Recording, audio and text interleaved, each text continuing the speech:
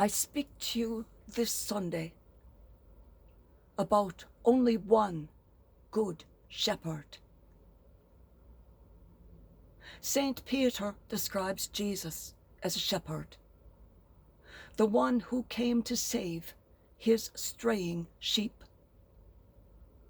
By bearing the sins of the sheep, Jesus freed us from sin. Due to Jesus' death, we have returned to our shepherd, the guardian of our souls.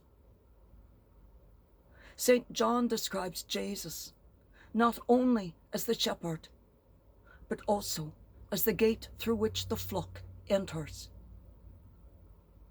Unfortunately, just as Jesus said in the Gospels, many fake shepherds have entered to rob and exploit Jesus' flock. They are not interested in the flock. Their interests have been climbing the ladder for their own advancement, politics, or money.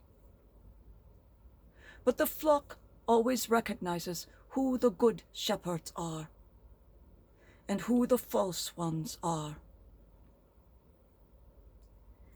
as well as the thieves and the robbers. Sheep being sheep, some are more astute than others, while some simply chew and follow the tail ahead of them.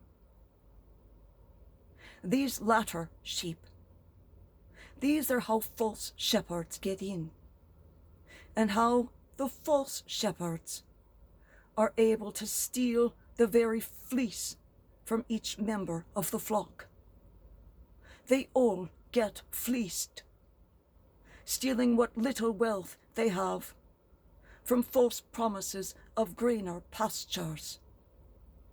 Give up your fleece for salvation, these false shepherds promise. You see where some aphorisms and idioms originate, eh? And these false shepherds, they live in luxury while doing nothing for the flock, allowing the flock to die in floods, hurricanes, and earthquakes. But the false shepherds, they lived on their private jets, well ahead of the storm. A good shepherd is distinguished by his or her flock. A flock flourishes because the shepherd listens, guides, and cares for the sheep. The sheep entrust themselves only to those shepherds who are similar to Jesus, the good shepherd. In this respect, the flock never errs. Only those shepherds who are like Jesus elicit confidence in their flock. Jesus' style must be the same style as the pastor's. There is no other. That style was spelled out by St. Peter. Jesus suffered for his sheep, so we could follow in his footsteps. He never, ever returned insult for injury. That is meekness. Meekness is one of the signs of a good shepherd. If a pastor is not meek, he is hiding something. For meekness makes oneself seen as he or she is, without defenses.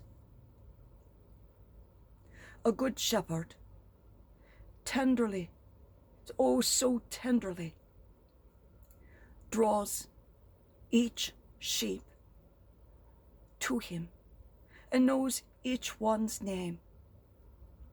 He takes care of each one as if it were the only one. In fact, if at the end of the day the shepherd realizes that one sheep has not returned, he will go out in search of it, notwithstanding how tired he is. This is a very good shepherd. This is Jesus Christ. The image of the shepherd, the flock, and the sheep is an Easter idea.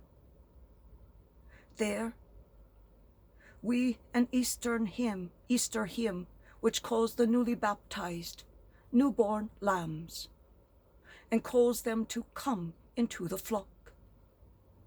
This is the church Jesus wants. Jesus takes care of this church. Therefore, this Sunday is a beautiful week with our shepherd imagery to start us off again.